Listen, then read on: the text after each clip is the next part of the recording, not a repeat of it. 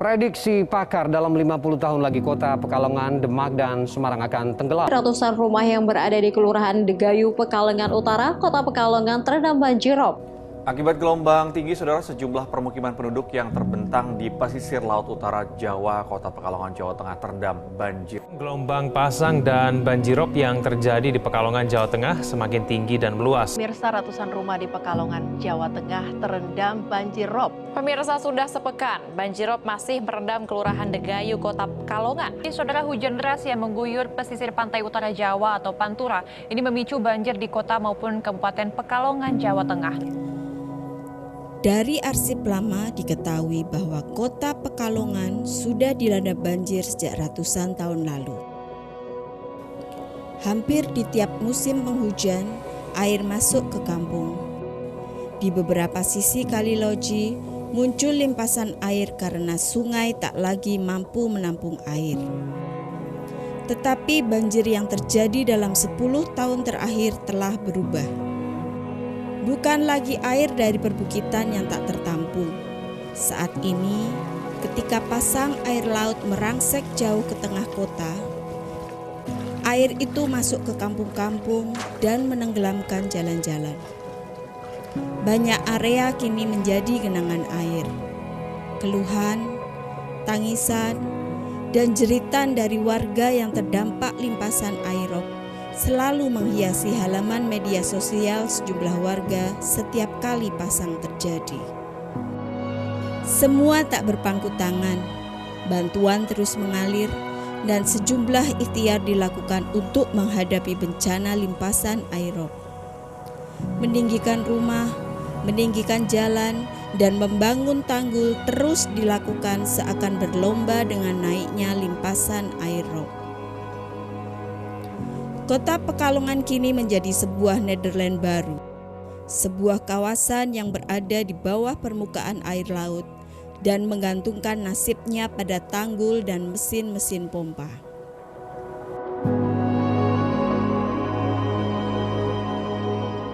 Masalahnya yang masuk sini itu sing paling banyak itu air yang dari utara, dari laut. Kalau hujan, air hujan itu saya kira tidak seberapa. Soalnya dulu tidak pernah meluap Kali Bremi ini. Latar belakang pembangunan rumah pompa pabean ini adalah kondisi kota Pekalongan saat itu pada tahun 2016 itu wilayah Bandengan dan wilayah Jeruk Sari yang masuk kabupaten itu sudah terendam akibat banjirop yang sumber airnya itu kalau dari laut melewati Kali Bremi, kemudian limpas ke arah timur Jeruk Sari, dan dari Jeruk Sari kemudian berakibat air tersebut menggenangi tambak-tambak yang di Bandengan, dari tambak-tambak kemudian masuk ke permukiman. Demikian juga dari arah utara, yang tambak-tambak di utara Bandengan ini mendapatkan limpasan air langsung dari laut, karena tanggul pantai kita yang kota punya ini kondisinya sudah rusak.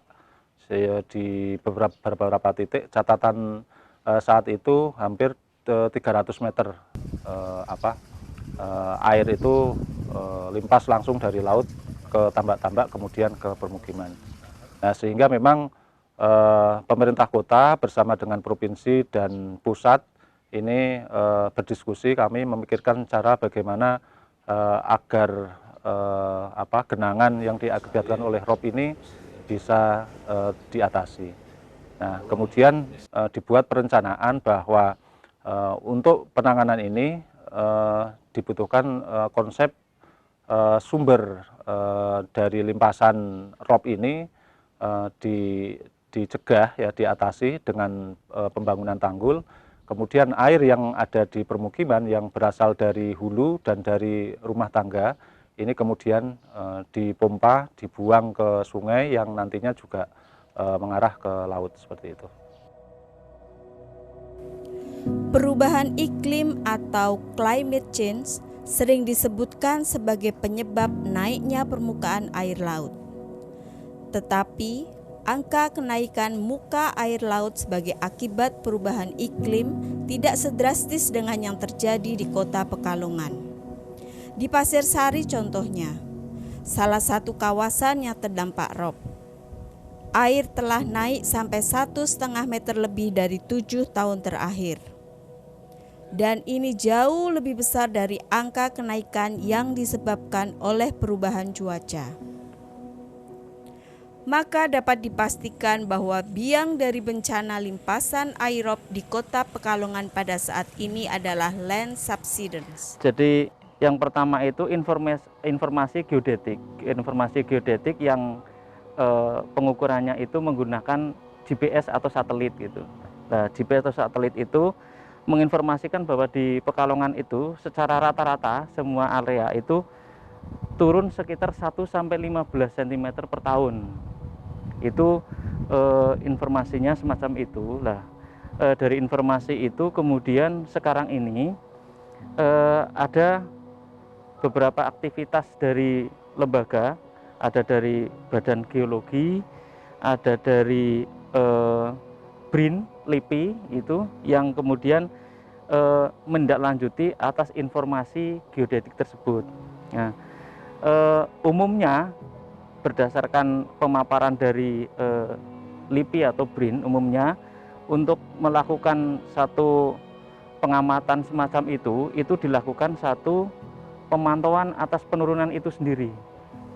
Satu pemantauan penurunan itu sendiri, kemudian yang kedua mengetahui tentang jenis batuan-batuan yang ada di bawah atau disebut sebagai bawah permukaan, kemudian mekanisme turunnya itu seperti apa, kemudian setelah itu dilakukan mitigasinya atau perencanaan ke depan model-modelnya penurunan seperti apa, baru setelah itu mitigasi penyelamatan atas dampak dari penurunan itu sendiri. Nah, alat yang sekarang itu dipasang ini dari Badan Geologi, patok pantau namanya. Ini dibangun Maret 2020. Sekarang ini posisinya berarti ini menerapkan fungsi yang kedua, yaitu pemantauan. Fungsi pemantauan atas penurunan itu gitu. Nah, pemantauannya itu bisa terlihat dari 2020 bulan Maret sampai dengan sekarang itu sudah turun sekitar 8,7 cm. 8,7 cm. Mekanisme kerja dari alat ini itu yang biru ini terhubung dengan permukaan yang ada di sekitarnya. Yang ini patoknya terhubung ke tanah keras yang ada di dalam. Ibaratnya ini permukaan, ini patok, ini terhubung tanah keras gitu. Begitu muncul di permukaan itu mengartikan yang tanah keras ini cenderung stabil, kemudian yang di bawahnya ini mengalami penurunan. Untuk yang alat berpanel surya yang ada di atas itu pemasangan dari Badan Geologi yang mekanismenya itu atau tujuannya memberikan informasi secara lebih up to date. Jadi begitu ada penurunan 1 cm itu akan kirim ke SMS ke penelitinya menyampaikan bahwa tanah di situ turun 1 mm gitu. Itu fungsi dari panel surya untuk memberikan power dan sekaligus nanti memancarkan lewat SMS. Kalau dari daya ukurnya alat ini lebih jelas karena dia real time dan kasat mata sebenarnya. Semua orang bisa melihat atas alat ini.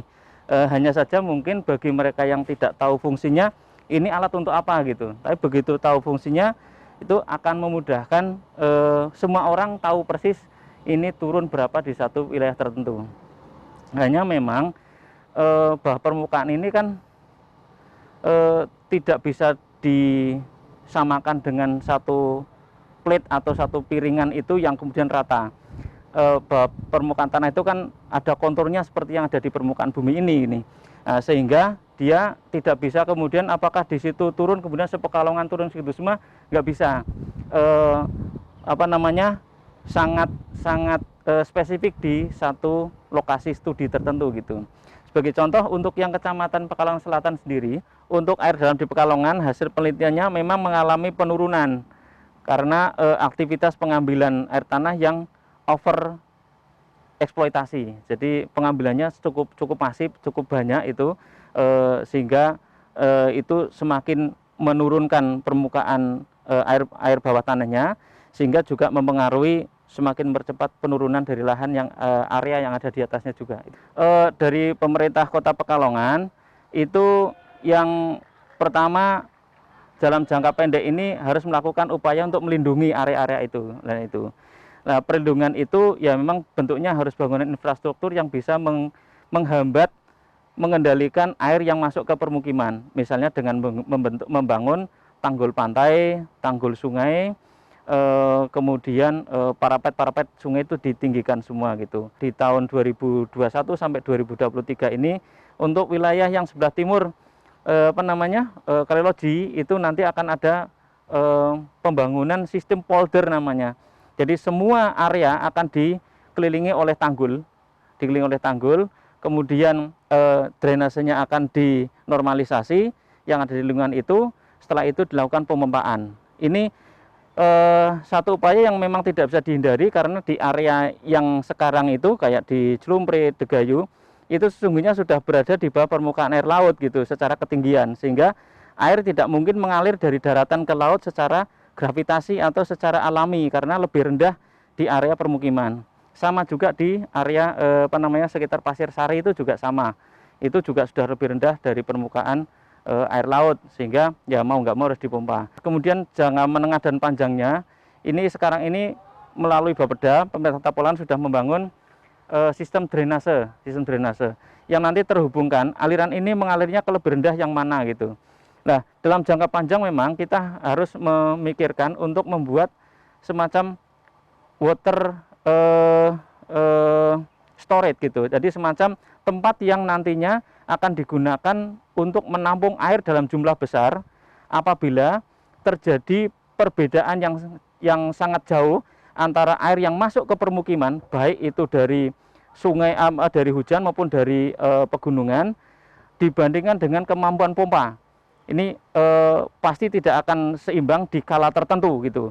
Semisalkan kalau pas hujan ini sangat ekstrim gitu, sangat lebat sekali, itu bisa jadi tetap tidak akan bisa menampung. Oleh karena itu perlu ada area-area yang digunakan untuk menampung air itu yang di situ tidak ada penduduknya. Pemadatan secara alami. Pemadatan karena keberadaan bangunan di atasnya dan pengambilan air bawah tanah adalah pemicu terjadinya land subsidence. Dan dari ketiga faktor tadi, pengambilan air bawah tanah adalah pemicu utama. Sebagai sumber penghidupan bagi seluruh makhluk hidup di bumi, jumlah air permukaan di bumi sangat sedikit, hanya sekitar 0,3% dari ketersediaan air di bumi. Hujan adalah sebagai cara alam untuk terus memperbarui ketersediaan air permukaan, sehingga kehidupan terus berjalan. Tetapi sayangnya, kita membiarkan air hujan itu mengalir cepat dan membiarkan bumi atau tanah kehilangan jatahnya. Sementara air permukaan yang tersisa kita cemari dan menjadi tidak layak lagi. Dan kita terus menjarah air dalam yang sesungguhnya menjadi pusaka yang dititipkan kepada kita. Maka kini tanah tempat kita berpijak pun menjadi terus turun karena daya tahan air menahan beban semakin lemah.